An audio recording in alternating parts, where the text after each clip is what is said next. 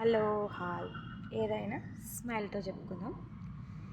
మొన్న నేను పోతుంటే గట్లనే మొగోళ్ళు ఉంటారు కదా, వాళ్ళు ఏమనుకుంటున్నారంటే, అరే గిన్ పెండ్లము మస్తు తయారయ్యి పోతుందరా, ఏం చేస్తుందో ఏమో అని అంటారు.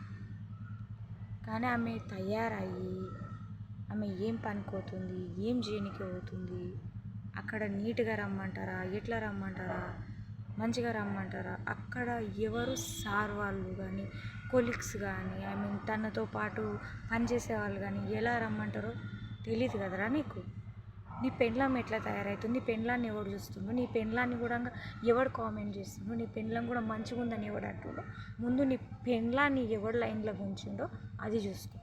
తర్వాత పక్కనోడు భార్యని అందుగాని, సరేనా అన్న?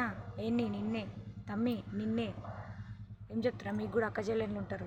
ఒక ఆడదాన్ని అనే ముందు నాకు అక్క చెల్లి అమ్మ ఉందిరా అని గుర్తుంచుకొని మరీ అనండి. ఏమంటున్నా? ఉంటా మరిగా.